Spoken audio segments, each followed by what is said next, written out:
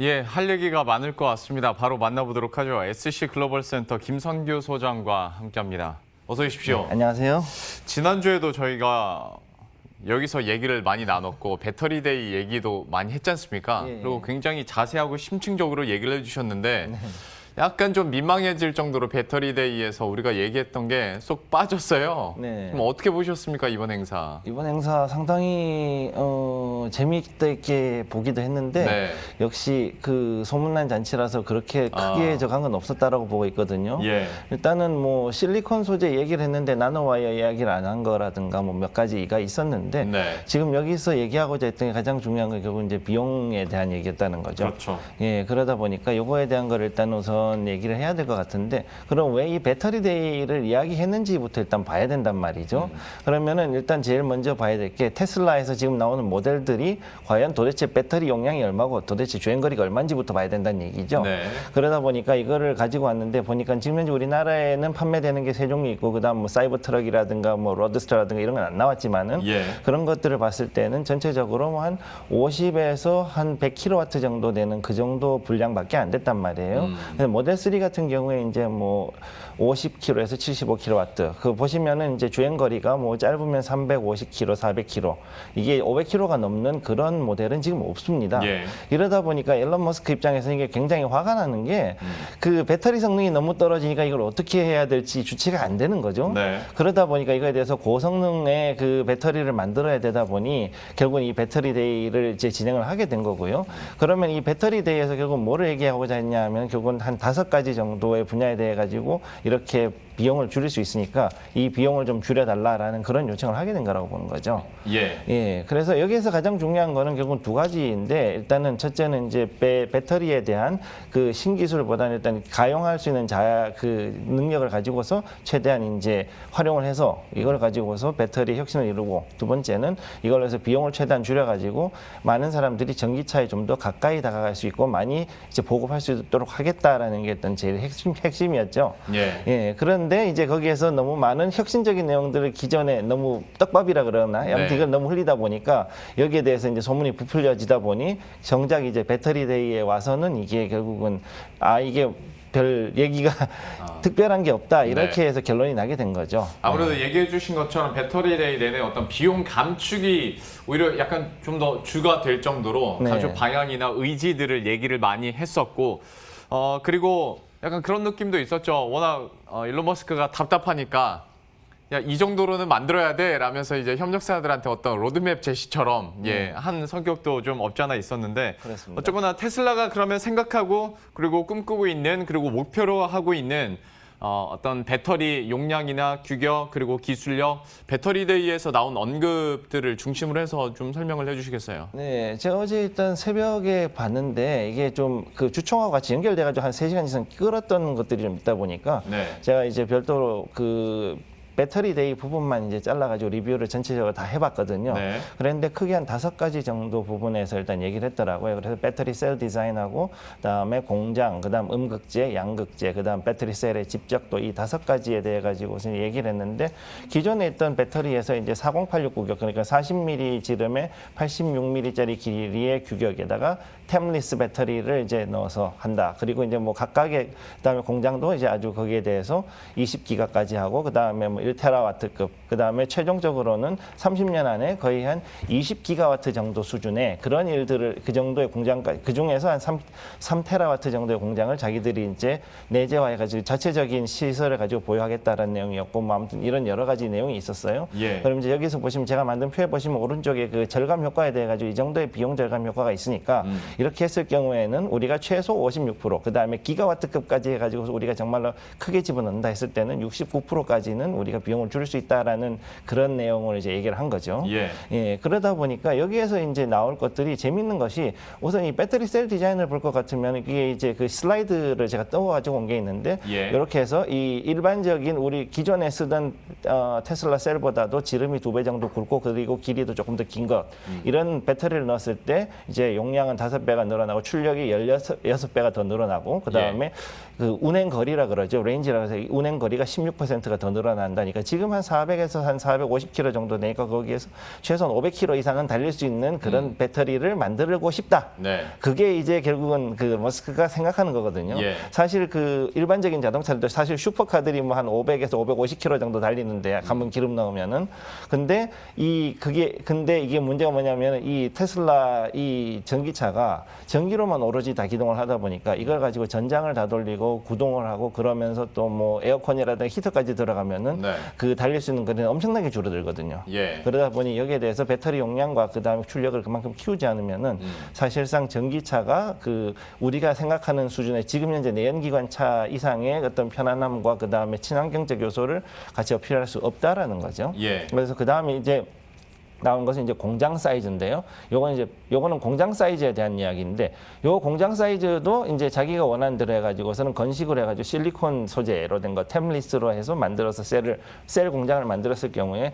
이렇게 해서 전체적인 부지라든가 이 사이즈 자체도 35% 이상 지금 줄일 수 있다라는 걸 이렇게 슬라이드로 지금 보여준 것이고, 예. 그 다음에 슬라이드로 이제 가시게 되면은 여기에서는 또 다른 얘기를 하게 되는데, 요 부분은 지금 현재 상태에서는 잠시만요.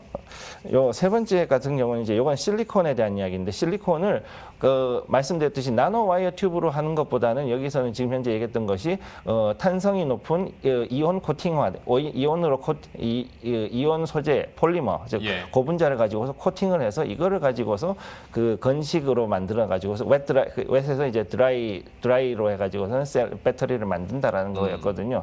그럼 이렇게 해 가지고 들어갔을 때 이게 문제가 뭐였냐면은 제가 지난주에는 말씀드렸을 때 여기서 솔리드 스테이트 배터리 그러니까 네. 이제 그 전고체 예. 배터리로 나갈 것이다라는 예상을 했던 건데 이게 사실은 전고체가 아니라 사실은 기존에 있던 리튬이온 배터리를 조금 더 걸쭉하게 만들어 가지고 그쵸, 네. 그렇게 해서 조금 더 이제 그 용량이라든가 다른 그 이온에 대한 효율을 더 높이려고 이렇게 만들었다라는 거죠. 예. 그래서 이런 부분들에 대해서 나와다 보니까 이런 것들을 가지고 했을 때는 최종적으로 봤을 때 마지막 슬라이드에서 뭐라 그랬냐면 자 그러면 이제 여기 했을 때 우리는 이런 부분에서 우리가 이렇게 가격을 줄일 수 있으니 두 번째 요 가운데 있는 슬라이드에서 이제 보면은 이 정도에서 하면은 59%까지는 여기 이제 56%까지는 우리가 가격을 줄일 수 있고 만약에 이게 오른쪽에 있는 것 같이 기가급 이상으로 해가지고 만약 투자를 했다 그 공장에 투자를 한다 그러면은 이 가격은 69% 이상 줄일 수 있다라고 이제 한 건데 예. 이게 웃기는 게 뭐냐면은 사실상 대놓고 이 배터리 공급 업체들, 그렇죠. 2차 전지 협력사들한테 업체들한테 가격 줄이라고 하는 거잖아요. 예, 대놓고 그렇게 얘기한 거예요, 이게 지금. 예.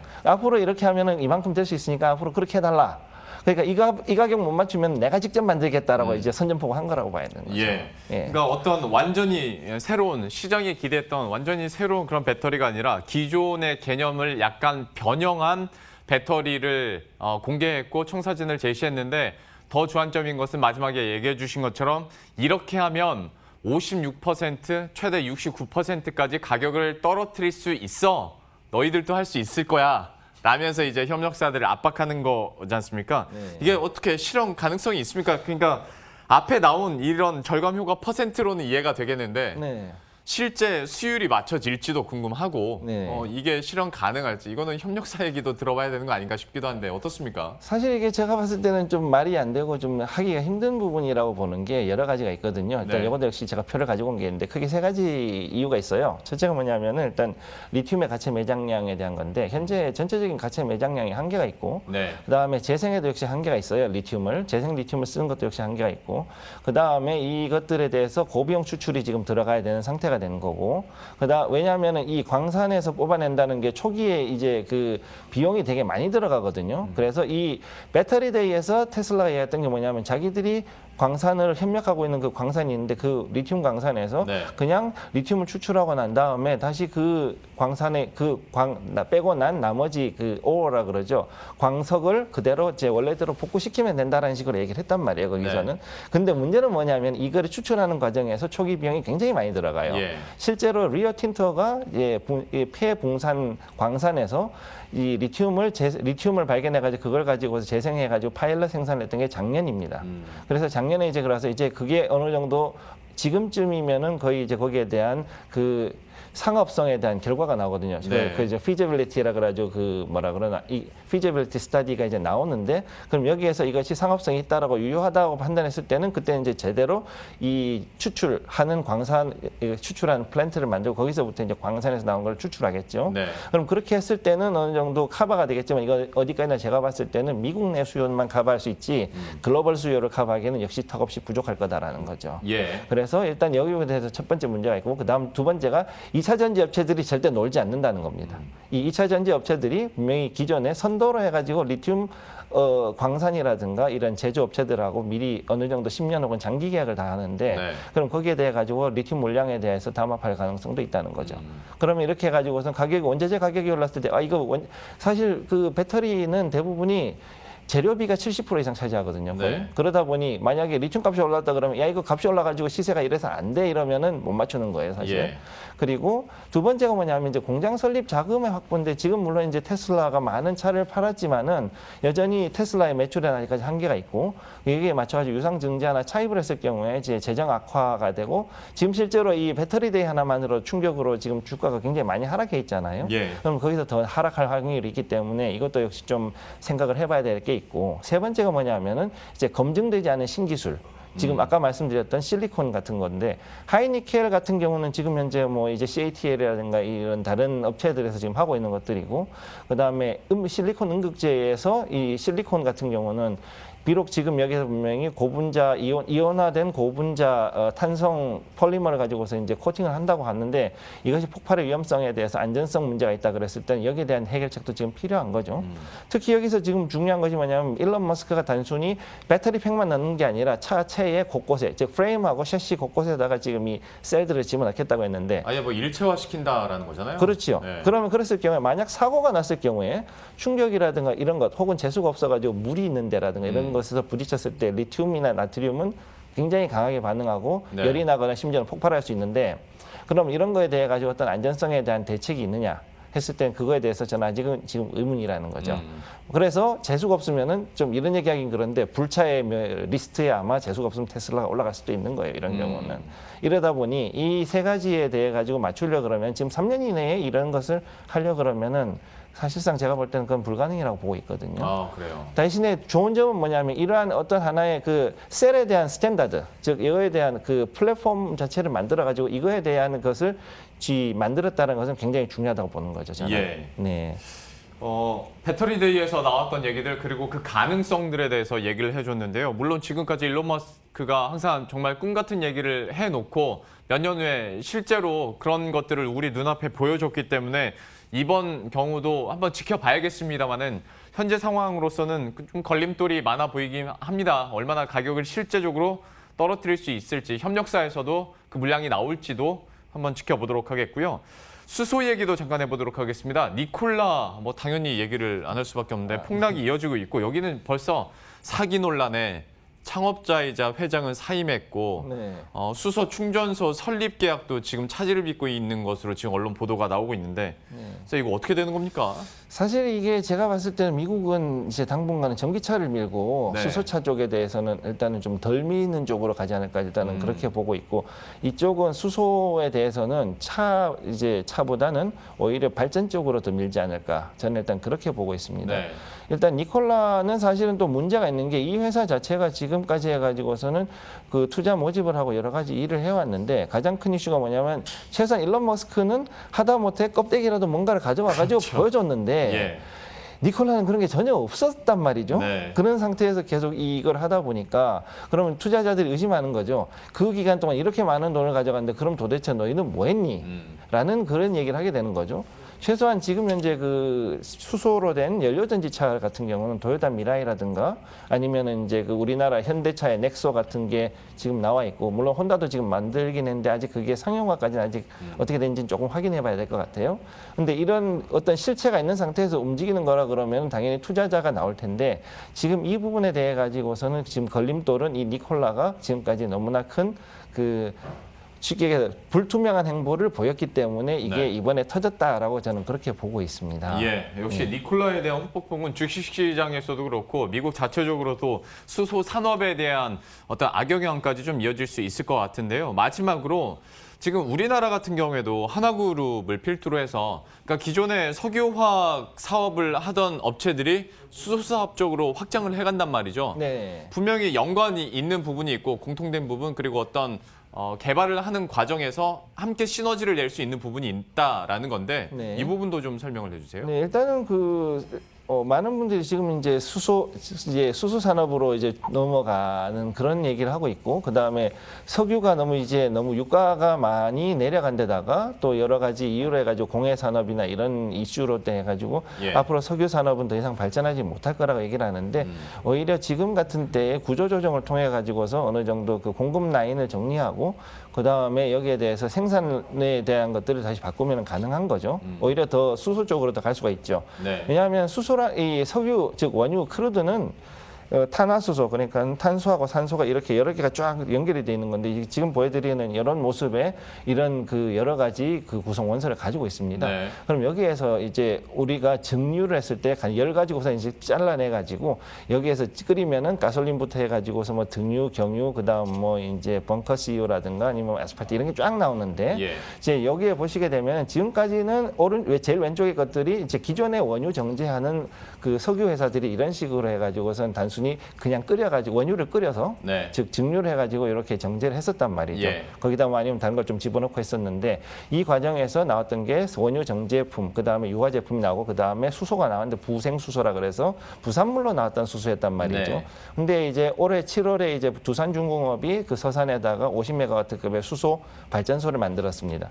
그럼 이 발전소 같은 경우 굉장히 중요한 그 앞으로의 신기술로 지금 봐야 되기 때문에 이걸 좀 주목해야 될 필요가 있고 앞으로 수소의 화학결합 같은 경우는 이제 당연히 이제 여기에 나왔던 이 수소들이 산소하고 결합해가지고 물이 되는 거잖아요. 예. 그러다 보니까 수소 연료 전지차하고 그 다음에 수소 내연기관차, 그 다음에 친환경 수소 발전인데 여기서 왜 중요하냐면 여기서 발전을 하면서 나오는 이 물들을 다시 응결시켜가지고 상수도를 만들 경우 이거는 중동 같은 데서 이제 담수화 시설을 대체할 수 있는 그런 기술이기 때문에 실제로 이쪽은 미국이라든가 외국에서 굉장히 많은 그 기술 개발을 해가지고 곧 있으면 상용화 단계까지 들어가려고 지금 하는 걸로 보고 있습니다. 예. 그 다음 세 번째로 보면 이제 탄소의 화학결합이라 그러는데 여기에서 나온 탄소들 있지 않습니까? 이걸 그냥 해가지고 태우게 되면 이산화탄소가 발생하지만은 이 탄소들을 따로 뽑아내가지고 이것들만 따로 결합을 시켰을 경우에는 흑연을 비롯해가지고 그 다음에 탄소섬유, 그 다음에 탄소 나노 튜브, 그 다음 그래핀 같은 것들로 이제 바뀔 수가 있는 거죠. 예. 탄소 섬유 같은 경우에는 특히 이제 좋은 것이 강철로 들어갔던 그 차체를 일단 탄소 섬유로 바꿔가지고 경량화, 그 다음에 강성을 확보할 수 있는 것도 있고, 그 다음에 탄소 나노 튜브 같은 경우는 조금만 더 개발했을 경우에는 역시 방탄 소재라든가 군용 제품으로도 들어갈 수도 있고, 또 IT에도 들어갈 수 있는 그런 전극 소재로도 쓸 수가 있습니다. 그래핀도 미래 사회에서 뭐 새로운 신소재로 계속 각광을 받고 있으니까요. 네, 그렇습니다. 그 그래핀 자체도 결국 이제 흑연에서 나오는 어떤 하나의 그 육각 구조물이거든요. 예. 그러니까 이런 것들을 봤을 때는 앞으로 여기에 대해서도 역시 석유화학 산업이 들어갈 수 있는 건 무궁무진하다고 봐야 되는 거죠. 예. 참 이래서 기존 석유화학 사업을 누리고 있는 기업들을 다시 계속 눈여겨봐야 되는 이유도 여기에 있는 것 같습니다. 수소 산업까지 이렇게 한번 살펴봤고요. SC 글로벌 센터 김선규 소장과 함께했습니다. 오늘 말씀 고맙습니다. 네, 고맙습니다. 예, 그럼 저희도 여기서 인사드리도록 하겠습니다. 식사 맛있게 하시고요. 저희들은 내일 이 시간에 또 새로운 이슈들과 전략 들고 다시 찾아뵙도록 하겠습니다. 시청해주신 여러분 고맙습니다.